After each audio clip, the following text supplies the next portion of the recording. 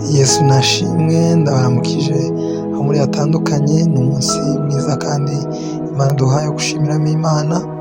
Ni umunsi wo kuwa kabiri, ni tariki 16 z'ukwezi kwa munani 2024. Yesu ntabwo icyubahiro. Uyu munsi turi ku munsi wacu w'146 wa Commanding Your Day.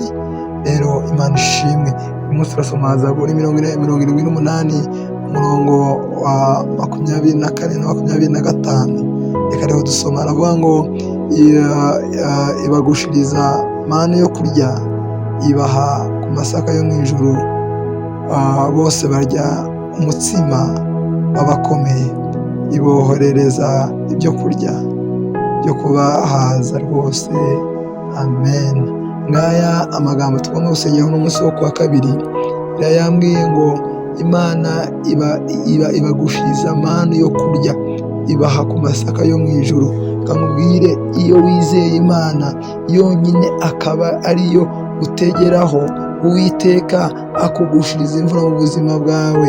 Kamubwire, mu buzima bwawe ushobora kuba ari imvura yakamye, imvura y'amafaranga, imvura yo gukomorerwa, imvura y'umugisha w'Uwiteka, imvura y'uburyo bwinshi butandukanye. Ariko reka nkubwire, iyo mvura yose Uwiteka arakubwiye ngo aje kuyigusha ku buzima bwawe. Reka nkubwire, Uwiteka aje kugaburira umutsima wo mu ijuru, aje kugaburira. Reka nkubwire, ibivuye mu ijuru aje kuguha bya bindi ubuzima bwawe wabonaga bikomeye, ariko Uwiteka akugiriye neza. Arakubwiye ngo aguhaye ibyo kurya, urariye urahaze.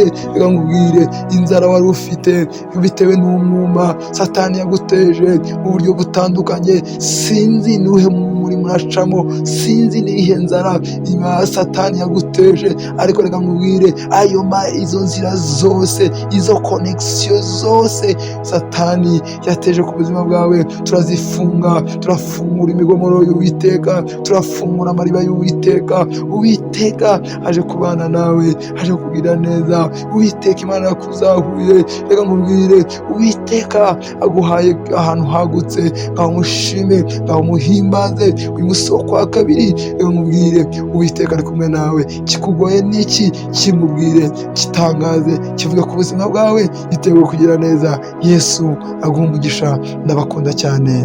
Amen.